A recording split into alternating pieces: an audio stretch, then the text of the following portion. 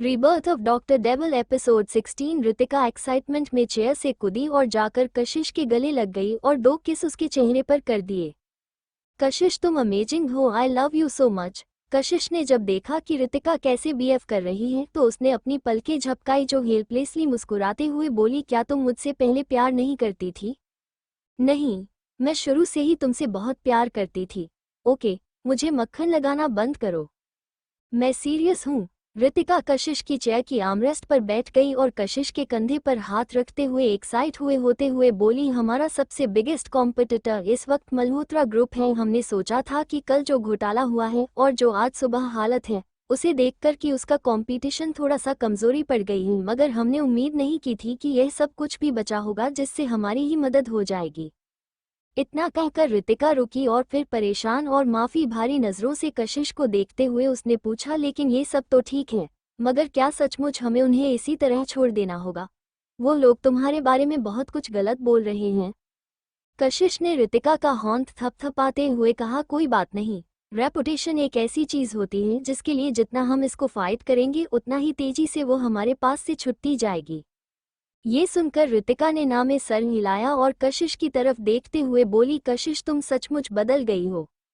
ये सुनकर कशिश मुस्कुराई और उसने कोई जवाब नहीं दिया। बदल गई है? वो हमेशा से ही ऐसी ही थी जिसे कोई आसानी से परेशान नहीं कर सकता, बस उसने खुद के कदमों को सीमित कर लिया था। एनीवे, क्या तुम्हें पक्का भरोसा है कि हम लोग मल्होत्रा ग्रुप से उनकी वो इन्वेस्टमेंट ले पाएंगे? क्योंकि जो फोटो में लड़की दिखाई दे रही है वो तुम हो और शायद उस इन्वेस्टर की बीवी का तुम्हें लेकर कुछ अलग ओपिनियन हो। ये सुनकर एक हैरानी कशिश की आंखों में दिखाई दी, मगर उसकी आवाज बहुत ही शांत थी और बहुत ही ज्यादा कॉन्फिडेंस से भरी हुई थी। नहीं, ऐसा नहीं होगा। कशिश को इतना कॉन्फिडेंट देखकर रितिका ने एक राहत की सांस ली। उसे कशिश पर भरोसा था। कुछ वक्त तो रितिका को एक बड़े हाथी कटे आदमी से भी ज्यादा प्रोटेक्टेड कशिश को देखकर फील होता था। ऐसा लगता था जैसे जब तक कशिश उसके साथ है सब कुछ सॉल्व हो जाएगा और सब कुछ अच्छा ही होगा। जिसके पास कशिश होगी उसकी किस्मत कितनी अच्छी होगी। वो हर्ष मल्होत्रा अंधा था। कम ऑन, चलो कहीं जाकर अच्छी सी कॉफी पीते हैं। रितिका का मूड लाइट हो गया था और वो बस कशिश की वजह से, इसलिए वो उसे एक रिवॉर्ड देना चाहती थी। कशिश ने भी घड़ी चेक की। उसे तो अभी उसके ऑफिस आए हुए आधा घंटा भी नहीं बीता था और वो लोग ऑलरेडी ऑफिस से बाहर जा रहे हैं। काम का वक्त हो गया है रितिका, हमें बाहर नहीं जाना चाहिए। कोई बात नहीं, मैं तुम्हारी सैलरी नहीं कट करूंगी। इतना कहकर वो दोनों हंसते हुए ऑफिस से निकल गए। जब कशिश और रितिका नीचे आए तो निशांत बिल्डिंग की लॉबी में फोन पर किसी से बात कर रहा था। वो ओरिजिनली कशिश की गाड़ी डिलीवर करने आया था उसके ऑफिस, मगर उसके बॉस ने लास्ट मिनट पर उसे कॉल कर दिया। यस सर, मैं समझ गया, मैं इंटरफेयर नहीं करूंगा, चिंता मत कीजिए सर। बकवास मत करो। निशांत ने अपनी बात खत्म भी नहीं की थी जब रणविजय की कोल्ड आवाज ने उसे बीच में ही रोक दिया तो और निशांत अपने आप चुप हो गया। उसे लगा कि उसके बॉस को उसे कुछ बताना है, लेकिन थोड़ी देर इंतजार करने के बाद वो दूसरी तरफ से कोई भी आवाज नहीं सुन सकता था। जब वो सोच ही रहा था कि क्या हो रहा है, तभी उसने कशिश और एक और फैशनेबल लड़की को उसकी तरफ आते हुए देखा। उन दोनों में से किसी के भी चेहरे पर कोई एक्सप्रेशन में बदलाव नहीं था। वो लोग हमेशा की तरह हंसते और बातें करते हुए वहां चलकर आ रहे थे और बहुत ही नेचुरली और खुश नजर आ रहे थे। अचानक से निशांत को ऐसा लगा जैसे धरती यही फट जाए और वह समा है। क्या उसके बॉस को इतना सेंसिटिव होना जरूरी है? फोन के जरिए भी और इतनी दूर से भी उसके बॉस मिस कशिश की आवाज फिर भी सुन सकते हैं। अब निशांत को लगने लगा था कि उसे अपने बॉस से थोड़ी दूरी बनाकर रखनी होगी, क्योंकि अगर ऐसा ही चलता रहा तो जिंदगी भर वो सिंगल ही रहेगा और कुंवारा ही मर जाएगा। क्योंकि जो उसके बॉस का बिहेवियर है उसकी वजह से उसके अंदर हिम्मत ही नहीं होती थी कि वो किसी लड़की को अप्रोच कर सके। जब कशिश और रितिका निशांत के करीब पहुंचने लगे तो उनकी बातें और भी क्लियर तरीके से सुनाई देने लगी।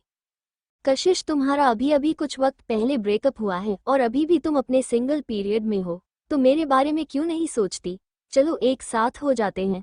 तुम मेरा लकी स्टार हो और अगर तुम्हें इस तरह प्रॉब्लम है तो मैं सर्जरी करवा के लड़का बन जाऊंगी। ये सुनते ही निशांत अपनी जगह पर जम जाए। उसके चेहरे पर कई सारे एक्सप्रेशन आगे जाने लगे जब वो सामने खड़ी और 2 लड़कियों को देख रहा था। वही कशिश भी हंसते हुए बोली, क्या तुम मेरे लिए एक बच्चे को जन्म दे सकती हो? अगर तुम्हें चाहिए तो क्यों नहीं हम आर्टिफिशियल एग्जामिनेशन करवा सकते हैं। अगर तुम्हें खुद भी बच्चे को जन्म देना है तो वह भी ठीक है, क्योंकि हम तो लड़कियां हैं, हमें बच्चे की चिंता करने की कोई ज़रूरत नहीं। मैं सही कह रही हूँ, हम तो आदमियों की तरह नहीं हैं जिन्हें चिंता करने की ज़रूरत है। यह उनका बच्चा होगा तो वह उनका खून होगा, उनका वंश आगे बढ़ाएगा। आदमी होते ही मुसीबत है। ये सुनते ही निशांत के एक्सप्रेशन बिगड़ गए। आदमी मुसीबत? फिर तभी निशांत ने कुछ सोचते हुए मुस्कुराया, शायद इस बात में सेंस तो है, लेकिन इस वक्त उसे अपनी पूरी बॉडी में ठंडक महसूस हो रही थी, यहाँ ताकि उसे ऐसा फील हो रहा था कि फ़ोन की दूसरी तरफ से निकलती हुई कोल्डी हवा उसे यहीं पर बर्फ बना देगी। मगर फिर भी किसी तरह उसने फ़ोन को टाइटली पकड़ा हुआ।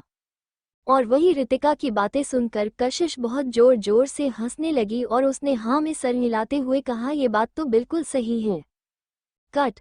ठीक उसी वक्त कुछ टूटने की आवाज आई और निशांत कांप गया। वो दूसरी तरफ से पेन टूटने की आवाज सुन सकता था।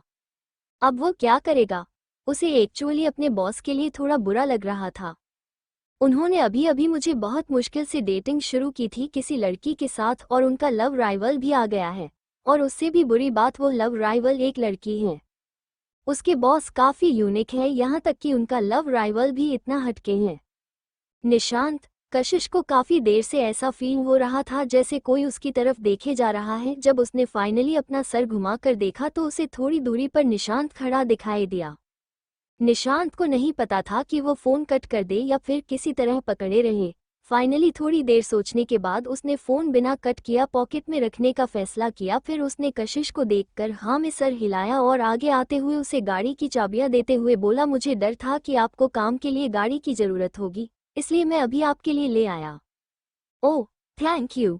योर वेलकम, निशांत ने जवाब दिया और रितिका की तरफ देखा और उसकी तरफ से कोल्ड लुक मिलते ही तुरंत कशिश को देखकर हाँ में सर हिलाया और पॉलिटली बोला, अब मैं आपको और डिस्टर्ब नहीं करूंगा। Miss Kashish, have a great day at work. Okay. अपने लंबे पैरों का इस्तेमाल करते हुए निशांत तुरंत उस बिल्डिंग से निकल गया और कई मीटर दूर जाने के बाद उसने अपने पॉकेट से अपना फ़ोन निकाला। बॉस। काफी देर तक दूसरी तरफ से कोई जवाब नहीं आया तो निशांत ने फोन की तरफ देखा तो कॉल कट हो चुका था। उसके बाद जो निशांत ने अपनी समझदारी दिखाते हुए किसी को उस लड़की की इन्वेस्टिगेशन करने के लिए भेज दिया जो अभी अभी कशिश के साथ थी। वही निशांत के जाने के बाद रितिका ने पूछा, कौन था वो आदमी? वो एक दोस्त का असिस्टेंट था। कल रात मैंने थोड़ी ज्यादा ड्रिंक कर ली थी और गाड़ी वापस नहीं चला सकती थी, इसलिए वो गाड़ी वापस देने आया था। एक दोस्त? रितिका काफी डाउटफुल नजर आ रही थी। हाँ। कशिश हिचकिचाई, फिर उसने हाँ में सर हिला दिया। वह अभी तक ऑफिशियली अपने दोस्तों के सामने रणविजय को इंट्रोड्यूस करवाने के लिए तैयार नहीं थी। वही कैफे में कशिश को नेचुरली कई सारे लोग देखकर स्ट्रेंज लुक दे रहे थे। ऐसा लगता है कि यह कियाया इस सिचुएशन में वहां अपर हैंड पर थी और उसके फैंस मोस्टली सारा सीन देखते हुए घमंड वाला एटीट्यूड दिखा रहे थे। इस तरीके से कशिश ने कुछ पर्सनल अटैक्स की पॉसिबिलिटी को अवॉइड कर दिया था। उसे ऑलरेडी 6 सालों में इन स्ट्रेंज लुक्स की आदत हो गई थी, इसलिए उसे कोई फर्क नहीं पड़ा। तभी अचानक उसका फोन बजा। कशिश ने उस तरफ देखा तो उसका वो हाथ जिससे वो काफी पी रही थी वो अपने आप रुक गया और उसने तुरंत कप नीचे रखा और फोन उठा लिया। हेलो। जो आवाज फोन की दूसरी तरफ से सुनाई थी वो बहुत ही ज्यादा सीरियस और सख्त नजर आ रही थी। हाँ बोलो, कशिश ने इंडिफरेंटली जवाब दिया। हाँ, क्या मतलब है तुम्हारा हाँ बोलो से? तुम्हें पता है कि वो लोग इंटरनेट पर तुम्हारे बारे में कैसी बातें कर रहे हैं? तुम बोल रही हो हाँ बोलो? तुम भी अमेजिंग हो, है ना? तुम्हारे लिए जो बज क्रिएट होता है वो टॉप सेलिब्रिटी से भी ज़्यादा बड़ा होता है। ये सब सुनकर कशिश ने गहरी सांस लेते हुए बहुत ही सीरियसली कहा, तुम्हारा असिस्टेंट कहाँ है? तुम्हें अब उसकी क्या ज़रूरत पड़ गई? फ़ोन उसे दो, और अगर वो तुम्हारे साथ नहीं है तो मैं कॉल कट कर रही हूँ और उसे पर्सनली फ़ोन कर लूँगी। ये सुनकर दूसरी तरफ थोड़ी देर शांति फैली रही और फिर कशिश को कुछ रोने की आवाज़ सुनाई दी। कशिश, वैभव के आसपास जितने भी इलेक्ट्रॉनिक डिवाइसेस हैं उन्हें कलेक्ट कर लो। वो कलेक्ट हो चुके हैं कशिश, मगर क्या तुम ठीक हो? मैंने ऑनलाइन देखा कि लोग कि तुम्हारे बारे में कितना बुरा बोल रहे हैं और कुछ लोग तो सालों पुरानी बातों को उधेड़ रहे हैं और वो सारे कमेंट बहुत ही गंदे हैं। ये सुनकर कशिश ने पूछा, क्या उन्होंने इतनी जल्दी पास्ट को सामने रखना शुरू कर दिया? हाँ, वैभव का असिस्टेंट मयूर थोड़ा कंफ्यूज नजर आ रहा था। कशिश की बातों से उसे ऐसा क्यों लगा रहा है जैसे वो ये सब कुछ एंजॉय कर रही है। कोई बात नहीं, वैभव को बोलो कि वो शांत रहे, वो अभी अभी देश में वापस लौटा है और उस पर क्लोजली नजर रखना, स्पेशली उसके ट्विटर अकाउंट पर जहां वो आसानी से प्रॉब्लम खड़ी कर सकता है। चिंता मत करो, मैंने उसके ट्विटर अकाउंट का पासवर्ड बदल दिया है। कशिश ने अपनी पतली उंगलियां से एक चम्मच पकड़ हुआ था और धीरे धीरे कॉफी को हिला रही थी। वह कुछ सेकंड के लिए शांत हो गई। शायद वो किसी गहरी ख्याल में थी और उसकी नजरें सामने बनती हुई काफी पर थी, जैसे वह हर एक छोटी डिटेल को कहीं दूर बैठे देख रही हो और उसके आसपास से एक इंटेलिजेंस का ऑरा निकल रहा था। कशिश ने मयूर का नाम लिया। थोड़ी देर बाद सलोली उसका नाम लेते हुए कुछ बोलने लगी और रितिका, जो उसके सामने टेबल पर बैठकर कॉफी पी रही थी, उसने अपनी पलकें उठाई और कशिश की तरफ देखा। कशिश की तरफ देखते हुए अचानक उसे एक अजीब सी शैतानियत महसूस हुई और उसे हल्का डर लगने लगा। क्या ये सचमुच उसकी दोस्त कशिश है? इतने सालों में कशिश के साथ क्या हुआ है जो ऐसी बन गई है? वो कंफ्यूज थी मगर चुप थी और अपना कॉफी उसने नीचे टेबल पर रख दिया। वही कशिश कैजुअल बोली, वैभव को बोल दो कि शूटिंग कल से शुरू हो रही है और जिस कंपनी के लिए वो एंडोर्समेंट कर रहा है उसके लिए उसे कल प्रमोशन फोटोज लेने हैं। ये सुनकर रितिका की भौहें आपस में सिकुड़ गई तो कशिश ने अपने चम्मच से हल्के से कॉफी के कप पर आवाज की और फिर अपनी रिस्ट वॉच को देखते हुए एक आईब्रो उठाते हुए कहा, वो स्पॉटलाइट ब्यूटी के लिए एंडोर्समेंट कर रहा है। ये बात ठीक दोपहर में ऑनलाइन अनाउंस की जाएगी और मेक श्योर करना कि उसमें ये बात क्लियर होगी। यह एक एक्सक्लूसिव एंडोर्समेंट है और शूट कल दोपहर शुरू होगा। ओके। मयूर रिएक्ट करने में थोड़ा स्लो था मगर बिना किसी हिचकिचाहट चाहत के मान गया। आफ्टर ऑल इस वक्त कशिश वैभव की एजेंट थी।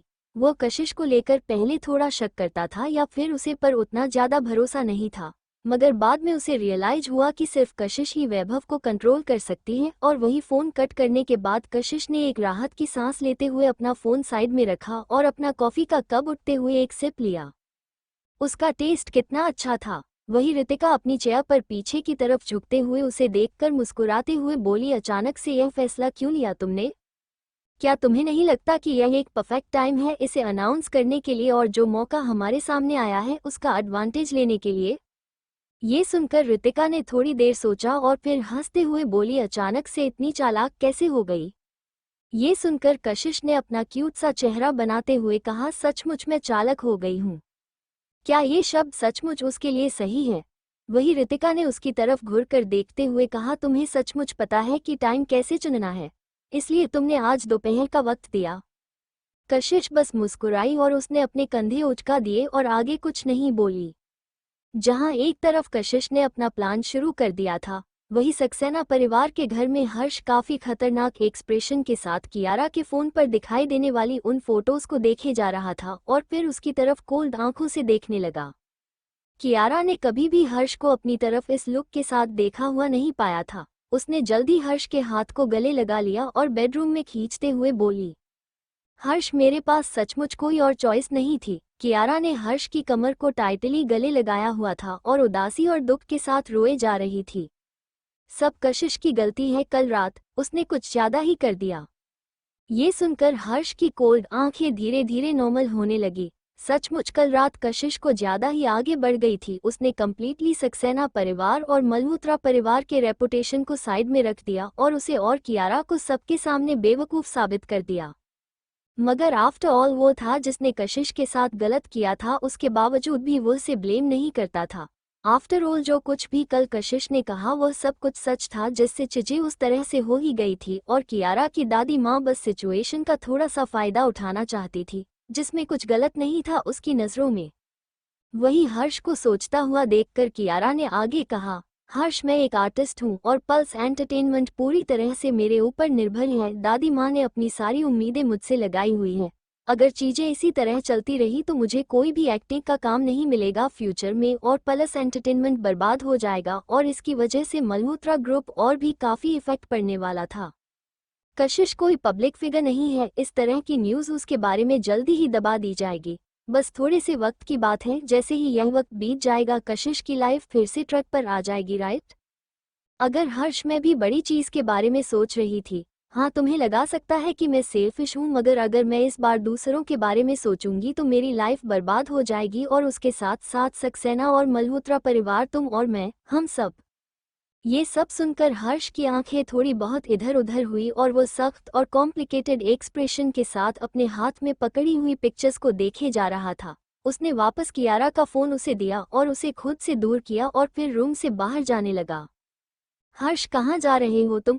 कियारा थोड़ा डर गई और वो तुरंत उसे फॉलो करते हुए बाहर तक पहुंची। मुझे कुछ चीजें सॉर्ट आउट करनी है, अपना ख्याल रखना।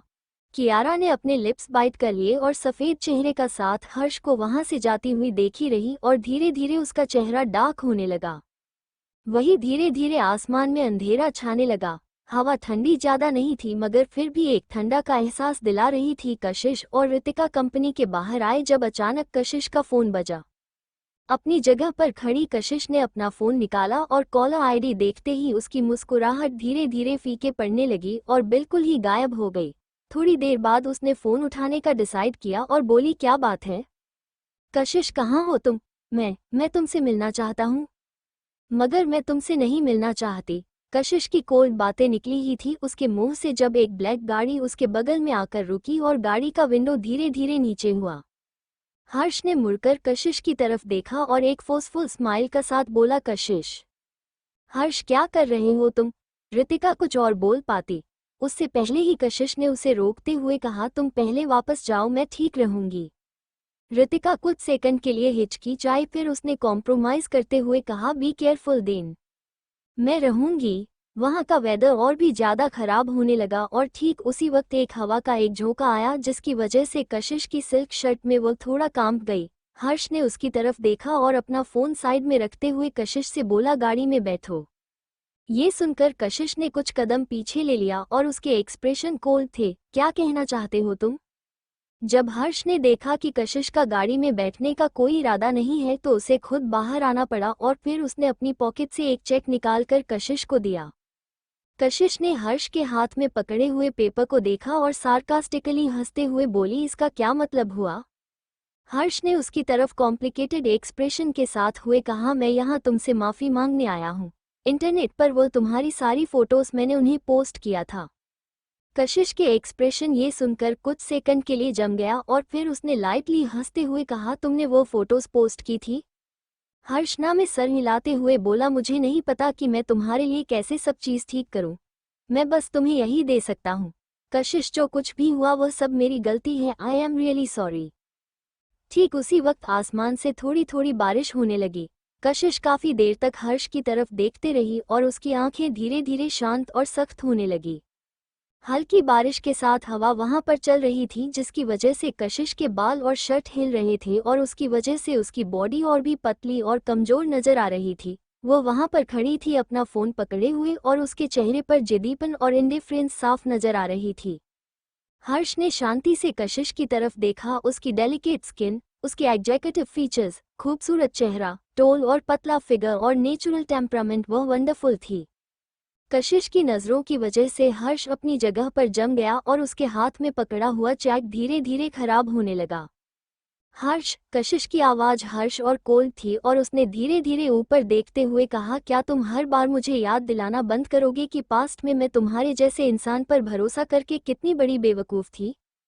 ये सुनकर हर्ष के एक्सप्रेशन जम गए और वही कशिश ने अपना हाथ उठाकर एक एक करके उन फोटोज़ को फ्लिप करते हुए कहा, ये फोटो, मैं इसमें तुम्हारा साथ एक सोशल इवेंट में गई थी और वहां पर मुझे फोर्सफुली 3 बोतल रेड वाइन पीनी पड़ी थी।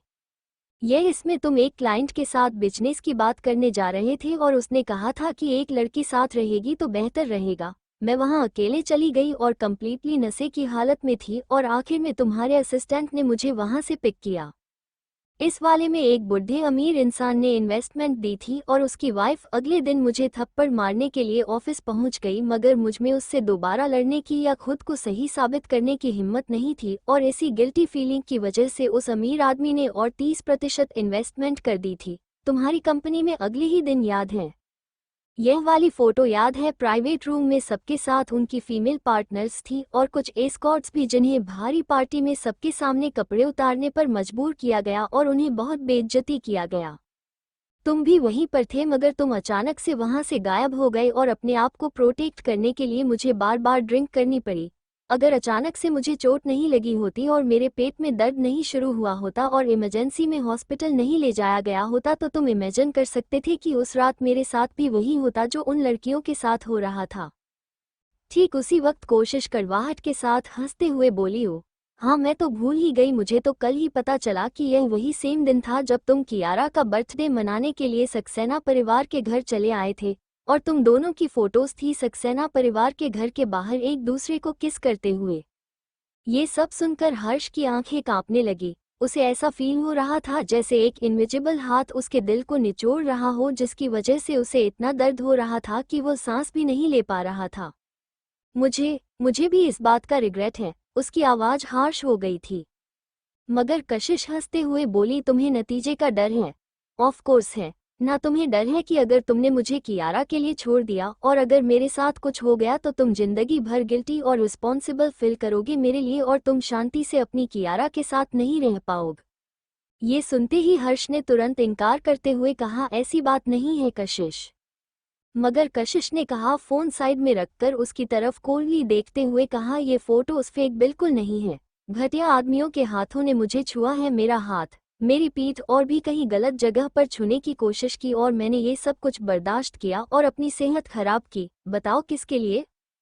हर्ष का चेहरा सफ़ेद पड़ गया। मैंने ये सब कुछ मल्होत्रा ग्रुप के लिए बर्दाश्त किया था और बहुत कुछ बर्दाश्त किया था, और वही तुम मल्होत्रा ग्रुप के असली बेटा अपनी जिंदगी खुशी से जी रहे थे और मेरी बहन के या फिर सौतेली बहन के साथ मुझे चीट कर रहे थे। क्या तुम्हें जरा सी भी शर्म नहीं आती है या फिर जरा सा भी गिल्ट फील नहीं होता अपनी हरकतों पर? ये सब कहते हुए कशिश की आवाज अचानक शार्प हो गई और उसने एक तेज थप्पड़ हर्ष के चेहरे पर मारा। सॉरी कशिश, मल्होत्रा परिवार ने मेरे ऊपर कोई एहसान नहीं किया था और ना ही मेरा कोई कर्ज था जो तुम लोगों को मुझे चुकाना था। मगर फिर भी इन 3 सालों तक मल्होत्रा परिवार ने मुझे एक नौकर या फिर कहो तो गुलाम की तरह ट्रीट किया। तुम लोगों ने मुझे धोखा दिया। क्या तुम्हें अभी भी लगता है कि मैं बेवकूफ़ हूँ? ये सुनकर हर्ष ने इनकार करते हुए कहा, मैंने कभी भी। तभी एक और तेज थप्पड़ हर्ष के चेहरे पर आया। तो तुम्हें ये बात एडमिट करने आए थे कि तुमने वो फोटोज पोस्ट की हैं? ये सब कुछ जो मैंने मल्होत्रा परिवार के लिए बर्दाश्त किया और तुमने इन फोटोज का इस्तेमाल किया मुझे बर्बाद करने के लिए ताकि तुम कियारा को प्रोटेक्ट कर सको। हर्ष, तुमने हमारे पास्ट और पुरानी दोस्ती को पूरी तरह से मजाक बना दिया है और तुमने पूरी तरह से खुद को भी मजाक बना लिया है मेरी नज़रों में। कशिश का चेहरा गुस्से की वजह से सफ़ेद पड़ गया था जब उसने सार्कास्टिकली कहा, तुमने मुझे भरोसा दिला दिया है कि तुम सचमुच कियारा से बहुत प्यार करते हो। सचमुच मुझे भरोसा हो गया है तुम उससे इतना प्यार करते हो कि तुम एक आदमी की ही डिग्निटी की बॉटम लाइन तोड़ने के लिए भी तैयार हो गए हो। क्या टचिंग लव स्टोरी है? ये सुनकर हर्ष का चेहरा अचानक से डार्क होने लगा, मगर कशिश अभी भी गुस्से में थी। उसने उसके बदलते हुए एक्सप्रेशन को इग्नोर किया और फिर अपने सामने रखे हुए चेक को देखा। अचानक से उसने उस चेक को पकड़ा और उसे टुकड़े टुकड़े करके एक हर्ष के चेहरे पर फेंक दिया। उस चेक के टुकड़े चारों तरफ बिखर गए और जमीन पर गिर गए। 50 करोड़? तुम मुझे पैसे के साथ कंपनसेट करना चाहते हो? मैं तुम्हें बता देती हूँ हर्ष, मल्होत्रा परिवार की आज की सक्सेस, जो कुछ भी तुम एंजॉय कर रहे हो, तुम्हारा फैमिली एंजॉय कर रही है, वो सब मेरी वजह से, कशिश की वजह से। मेरे बिना मल्होत्रा परिवार और मल्होत्रा ग्रुप कुछ भी नहीं है। ये सुनकर हर्ष ने ऊपर देखा और डीपली कशिश की तरफ देखने लगा। मेरी तरफ ऐसे देखना बंद करो। अगर मुझ पर भरोसा नहीं है तो तुम ट्राई करके देख सकते हो, कशिश ने कहा और अपनी पतली उंगलियों को उसके तरफ इशारा करते हुए कोल्डली बोली। मैं कशिश, अगर मेरे अंदर इतनी एबिलिटी है कि मैं तुम्हारी बर्बाद हुई कंपनी को फिर से खड़ा कर सकती हूँ, तो मेरे अंदर उस सक्सेसफुल कंपनी को बर्बाद करने की एबिलिटी भी है। हर्ष, तुम लगातार मेरी बॉटम लाइन को क्रॉस करके मुझे चैलेंज कर रहे हो और अब मेरा सब्र खत्म हो गया है। इतना कहने के बाद कशिश ने उसे एक और कोल्ड नज़र देखा और मुड़कर बिल्डिंग के अंदर चली गई। उसकी डोमिनेटिंग प्रेजेंस की वजह से हर्ष खोया हुआ था। जब तक कशिश उसकी आंखों के सामने से गायब नहीं हो गई तब जाकर वह अपने होश में वापस आया। कशिश की बातें अभी भी उसके कानों में गूंज रही थी। भले ही उसे भरोसा नहीं था कि कशिश में इतनी एबिलिटी है कि वह मल्होत्रा ग्रुप को बर्बाद कर सके, मगर उसका कॉन्फिडेंट और डिटरमिनेंट एटीट्यूड उसे कांपने के लिए मजबूर कर रहा था। मगर मल्होत्रा ग्रुप कोई ऐसी चीज नहीं थी जो आसानी से कोई भी बर्बाद कर दे। भले ही इस वक्त सिचुएशन बहुत अच्छी नहीं थी, लेकिन अगर वो लोग एक बार सक्सेसफुली रावत कमर्शियल सेंटर में इंटर कर जाते हैं तो उन्हें चिंता करने की कोई भी जरूरत नहीं होगी। वो जानता था कि कशिश वक्त बस गुस्से में है और वो सचमुच ऐसा कुछ नहीं करेगी। वो इतनी हार्टलेस नहीं हो सकती कभी भी। और वही कशिश जैसे ही बिल्डिंग के अंदर इंटर हुई, रितिका अचानक उसके पास आई और उसका एक हाथ पकड़ते हुए उसने सख्त एक्सप्रेशन के साथ कहा, अभी अभी तुम बहुत ही अमेजिंग थी। कशिश, मैं मजाक नहीं कर रही हूँ, मुझे सच में तुमसे शादी करनी है। सचमुच मुझ पर भरोसा करो, मैं अभी घर जाऊंगी और अच्छी से पढ़ाई करोगी। ये सुनकर कशिश ने अपना सर मसाला और कैजुअली पूछा, क्या पढ़ाई करोगी? ये पढ़ाई करोगी कि तुम्हें खुश कैसे रखूं और एक अच्छा हस्बैंड का कैसे बनूं? ये सुनकर कशिश हंसने लगी। वहीं दूसरी तरफ कशिश के खिलाफ ऑनलाइन हेट हाथ से बाहर जाती जा रही थी। स्पेशली जब उसके पास्ट को सामने लेकर आया गया तो उसकी इंसल्ट ऐसे होने लगी जैसे आज से पहले कभी नहीं हुई थी। कशिश सबसे बेहतर जानती थी कि इन कमेंट्स को पढ़ने से कोई फायदा नहीं है, इसलिए उसने समझदारी दिखाते हुए उन्हें अवॉइड करने का फैसला किया। और वही जितनी चीजें हाथ से बाहर जा रही थी उतना कियारा की खुशी कंट्रोल में नहीं हो रही थी। जितना चीजें आगे बढ़ रही थी कियारा की खुशी बढ़ती ही जा रही थी। अगर इसी तरह कशिश के ऊपर इल्जाम लगते रहे और उसने कुछ नहीं किया तो इसका मतलब है कि वो आदमी जो उसके पीछे था पक्का उससे तंग आ गया है और उसने उसे छोड़ दिया है। परफेक्ट, इससे बेहतर कुछ और हो ही नहीं सकता था। कशिश की खराब रेपुटेशन के बाद कितने ऐसे आदमी होंगे हैं जो उसमें इंटरेस्टेड होंगे। इस तरीके से यह उसके लिए बेहतर ही हुआ है, क्योंकि इसकी वजह से अब कशिश से डील करना पहले से भी ज़्यादा आसान हो जाएगा। फाइनली अपने दिल की सबसे बड़ी चिंता क्लियर हो जाने के बाद कियारा आराम से मुस्कुराई और सुबह से आइस लगाने के बाद उसके होंठों और चेहरे की स्वेलिंग काफ़ी हद तक कम हो गई थी, इसलिए थोड़ा बेटर फील करते हुए फाइनली वो अपने रूम से बाहर आई। वही कमलेश्वरी और बाकी सबके एक्सप्रेशन भी थोड़े से रिलैक्स नजर आ रहे थे और जब उन्होंने कियारा को बाहर आते हुए देखा तो उन्होंने एक राहत की सांस ली।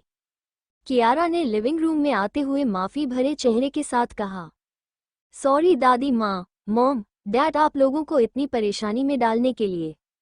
निशांत अपनी छोटी बेटी से काफी खुश था। भले ही वो कभी कभी थोड़ा टेम्परामेंट बिहेव करती थी मगर वो काफी अंडरस्टैंडिंग भी थी। वही कमलेश्वरी ने भी एक गहरी सांस छोड़ते हुए कहा, यह नेचुरल से बात थी कि जो कुछ भी हुआ उसे लेकर तुम्हें चिंता हो रही थी। अगर आप सब चीज सेटल हो गई है इसलिए कोई और प्रॉब्लम नहीं होगी। यह सब कुछ अब पब्लिक रिलेशंस डिपार्टमेंट के ऊपर छोड़ दो और तुम अपनी शूटिंग पर ध्यान दो और ऑफ कोर्स अपने और हर्ष के रिश्ते पर भी।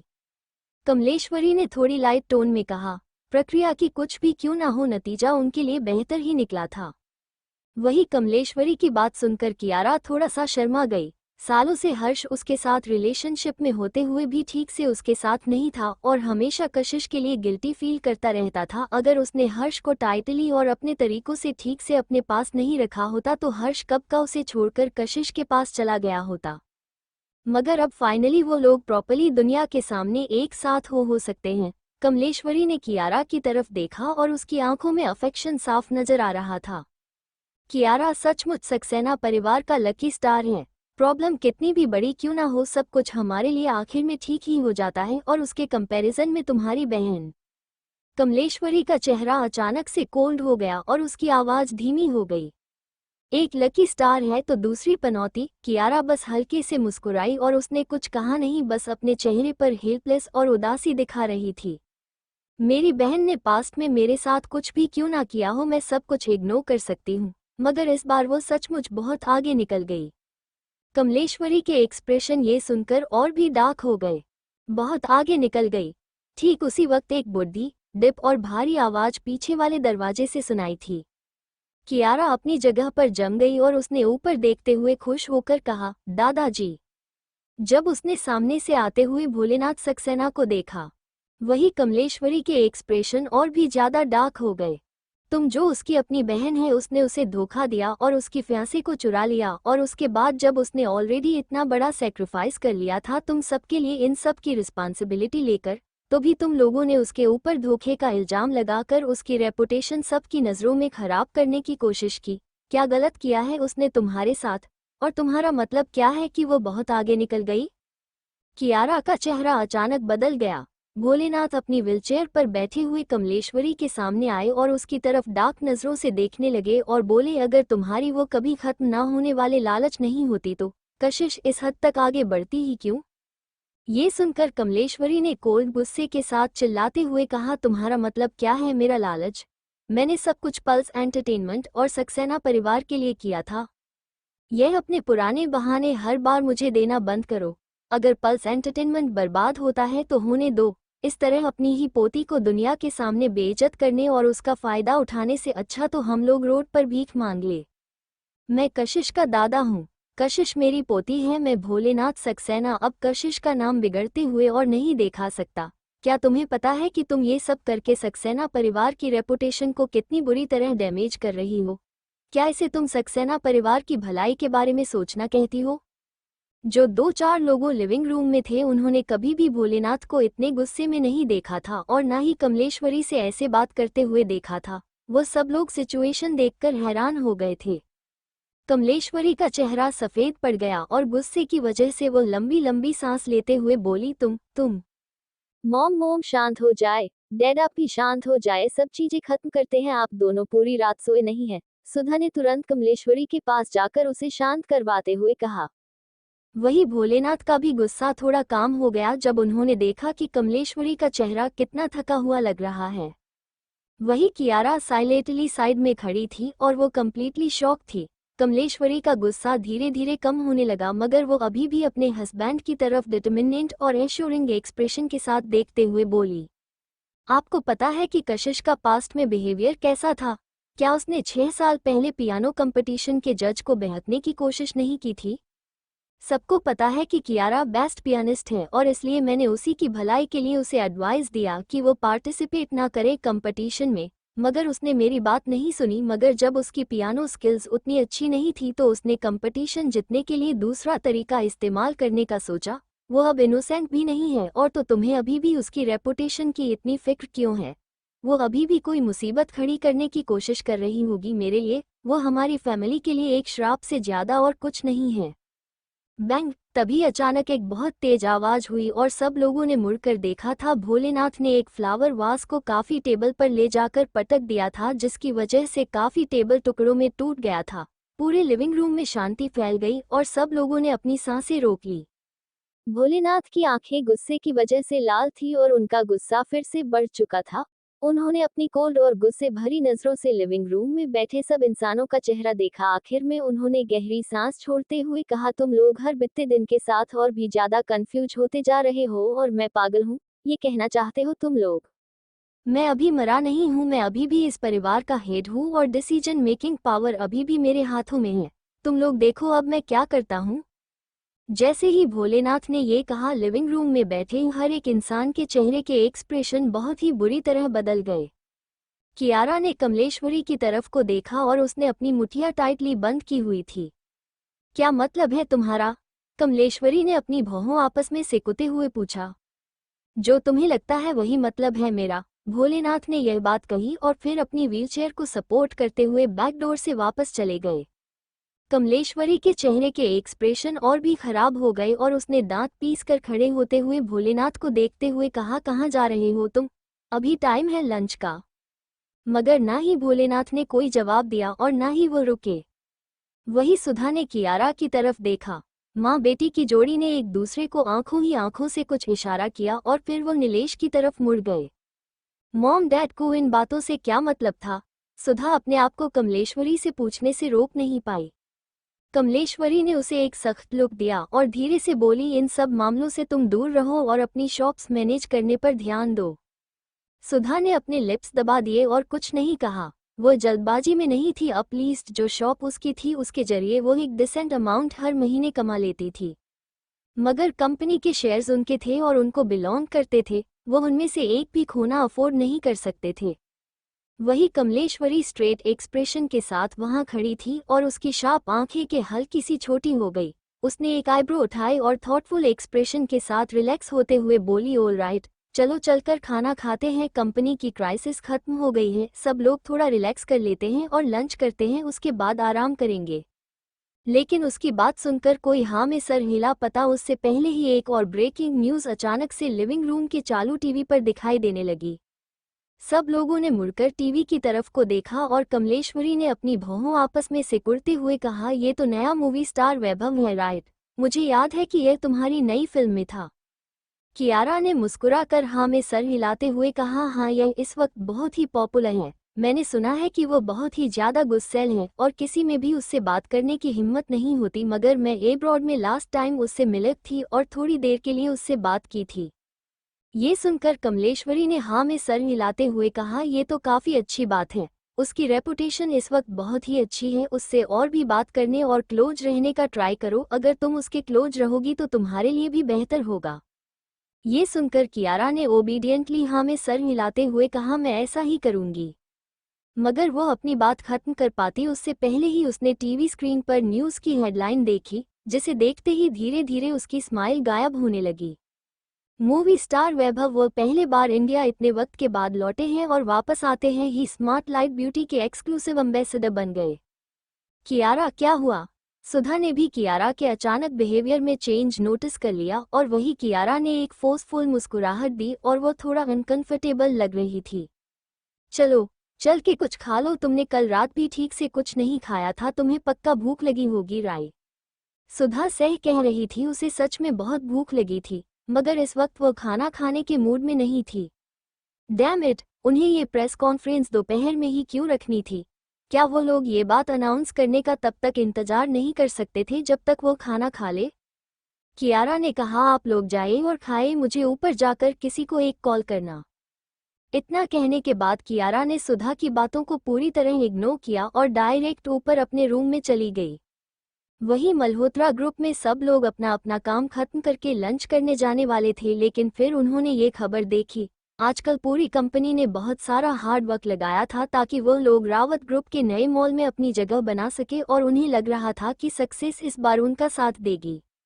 डोमेस्टिकली उनका सिर्फ एक ही कंपीटिटर था और वह था स्पॉटलाइट ब्यूटी, एक छोटी और नई कंपनी, इसलिए उन्होंने कभी उसे अपने कंपीटिटर के तौर पर देखा ही नहीं। लेकिन अब सुपरस्टार वैभव उनके कंपीटिटर्स का ब्रांड एम्बेसडर बन गया था और उनका फेस बन गया था। इस मूवमेंट पर उनकी कंपनी अभी अभी ऑनलाइन जो इंसिडेंट हुआ सा है उससे रिकवर कर रही थी और अब उन्हें एक और झटका बर्दाश्त करना पड़ा। अचानक से वो लोग अपने आप को डिसएडवांटेज में फिल करने लगे थे।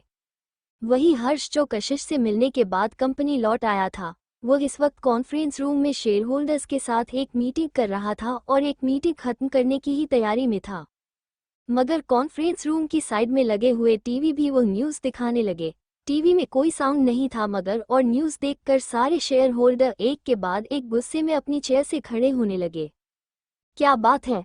हर्ष की भौहें आपस में सिकुड़ गई और फिर उसने सभी शेयर होल्डर्स की नज़रों का पीछा किया तो जब उसने न्यूज़ की हेडलाइंस देखी तो उसके चेहरे के एक्सप्रेशन भी बदल गए। कुछ शेयर्स होल्डर अपने बगल में सेक्रेटरी की तरफ देखकर चिल्लाते हुए बोले, वॉल्यूम बढ़ाओ टीवी का। वैभव जो एक एक्सक्लूसिव मूवी स्टार है, वो अब स्पॉटलाइट ब्यूटी का एंडोर्समेंट कर रहा था। ये देखकर कशिश ने जो बात थोड़ी देर पहले कही थी वो हर्ष के दिमाग में घूमने लगी। मैं कशिश सक्सेना हूँ और मेरे अंदर इतनी पावर है कि मैं एक बैंक करपट हुई कंपनी को खड़ा कर सकती हूँ तो मैं उसे बर्बाद भी कर सकती हूँ। हर्ष के एक्सप्रेशन तुरंत खराब हो गए। क्या कशिश जो कह रही थी वो सच था? नहीं, ये सच नहीं हो सकता। हर्ष ने तुरंत अपना सरनामे हिलाया, वो ये सोच एक्सेप्ट नहीं करना चाहता था। वैभव ने इस कंपनी का एंडोर्समेंट करने का फैसला किया है, ये प्लान बहुत वक्त पहले बना गया होगा। वो तो अभी अभी कशिश से मिला है, कशिश जानबूझकर उसे टारगेट नहीं कर सकती। ये बस इत्तेफाक है कि कशिश भी स्पॉटलाइट ब्यूटी में ही इस वक्त काम करती है और जो कुछ भी उसने किया वो बस अपनी कंपनी के लिए यही किया होगा, उसका ऐसा कोई प्लान शुरू से नहीं होगा। ठीक उसी मोमेंट पर अचानक टीवी से आवाज आई जब एक रिपोर्टर ने सवाल पूछा वैभव से, वैभव आप अभी अभी कुछ दिनों पहले ही इंडिया लौटे हैं, क्या आपने स्पॉटलाइट ब्यूटी के कोई भी प्रोडक्ट ट्राई किया जो आप उनकी एडवांसमेंट करने के लिए मान गए? नहीं, मैंने नहीं किया। ये लड़का कभी नहीं सुधर सकता। अगर उसने प्रोडक्ट नहीं भी इस्तेमाल किया है तो वो हाँ बोल सकता था, वरना कौन उनके प्रोडक्ट खरीदेगा? वेल, शायद किसी को कोई फर्क ही नहीं पड़ता। ये सारी बातें कशिश के दिमाग में चल रही थी, जो उस वक्त अपने ऑफिस में बैठी हुई थी और वैभव की बात सुनकर इतने गुस्से में थी कि उसे एक अच्छा सबक सिखाना चाहती थी। इस लड़के को वह बाद में देख लगी, लेकिन वैभव ने जो आगे कहा उसे सुनकर कशिश के चेहरे पर अपने आप मुस्कुराहट आ गई।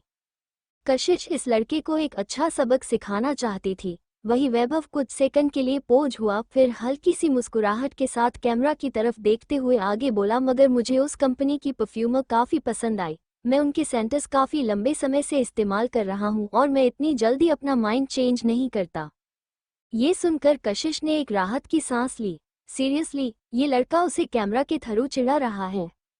लेकिन कुछ भी क्यों ना हो, वो उसके इस फेवर को याद रखेगी जो वैभव इस वक्त उसके लिए कर रहा है। कशिश बस हल्का सा मुस्कुराई। वैभव की यह बात बोलने के बाद क्या फिर से मल्होत्रा ग्रुप के साथ मिलकर कियारा उसे बदनाम कर पाएगी? शायद बिल्कुल भी नहीं। वैभव की तरह वो इतनी ज्यादा पॉपुलर बिल्कुल भी नहीं थी और ना ही उसके वैभव जितने फैंस थे।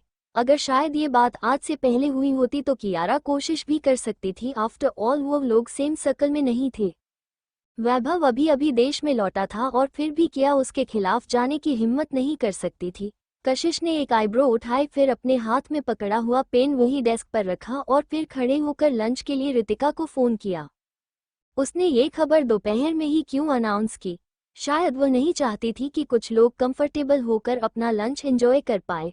उसे कुछ लोगों को बताना था कि वो ये सारी चीजें इतनी आसानी से नहीं छोड़ने वाली हैं और ना ही इतनी आसानी से उन्हें चैन से बैठने देगी।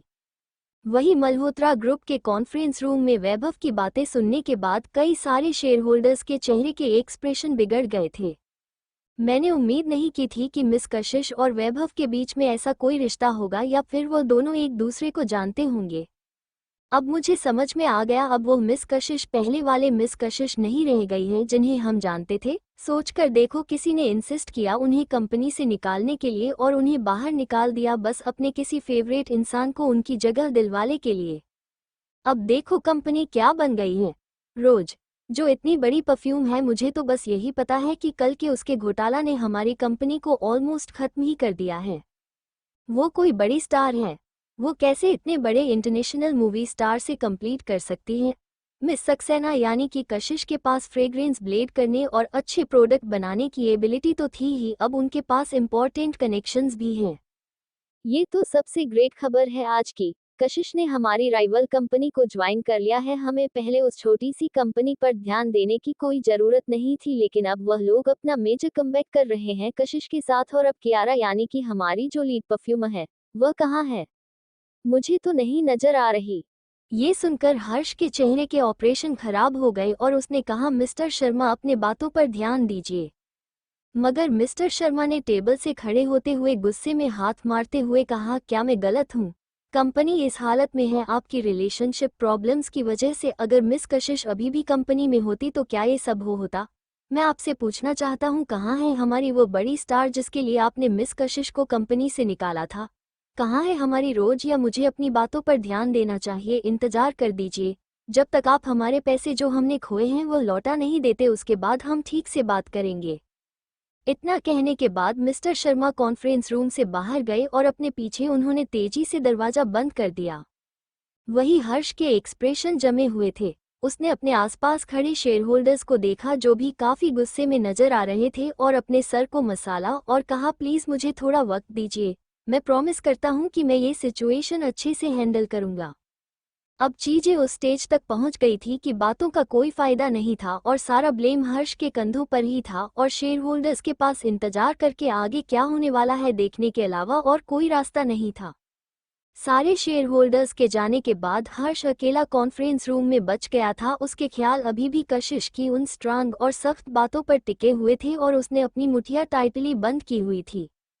वो कुछ वक्त के लिए शांत रहा और तभी उसका फोन वाइब्रेट हुआ। उसका फोन आज सुबह से ही वाइब्रेट होना बंद नहीं हुआ था। उसने इम्पैक्ट तो होकर अपना फोन निकाला तो उसे कॉलर आईडी पर कियारा का नाम दिखाई दिया, जिसे देखकर वो कुछ सेकंड के लिए हिचकिचाया, फिर उसने तुरंत कॉल कट कर दिया। वही पता नहीं क्यों मगर रावत ग्रुप की पूरी बिल्डिंग एक अजीब सी हॉन्टेड वाइब दे रही थी। सब कुछ इतना टेंस था जैसे वो लोग अंडों पर चल रहे हैं और किसी भी वक्त उनके साथ कुछ गलत हो सकता था। जितना फ्लो हाई हो रहा था उतनी ही अजीब सी फीलिंग आ रही थी। निशांत के हाथ में ढेर सारे स्नैक्स थे और कुछ लड़कियां शर्माते हुए निशांत के सामने खड़ी थी। निशांत का चेहरा इमोशनलेस था और वो ऊपर से बहुत ही सीरियस नजर आ रहा था, मगर उसका दिल थोड़ा तेजी से धड़क रहा था। क्या ये सारी लड़कियां उसके लिए अपनी पसंद डिक्लेयर करने वाली हैं? अब उसे पता चला कि वो भी चार्मिंग है। वो इस वक्त रूफटॉप के रेस्टिंग एरिया में था। वो एक ऐसी जगह थी जहां किसी के लिए अपना प्यार कन्फेस करना परफेक्ट हो सकता था। निशांत ने अपने सामने खड़ी थी लड़कियों को देखा और वो थोड़ा हेल्पलेस फील करने लगा। क्या इन सबको एक ही साथ उसे अप्रोच करना था? उसे कोई आइडिया नहीं था कि यह सारी यंग लड़कियों क्या सोच रही है। निशांत सर, अब होने वाला है कन्फेशन। उसके मुंह से अपना नाम सुनकर निशांत अपने आप को रोक नहीं पाया और उसने अपनी पिच सीधी कर ली।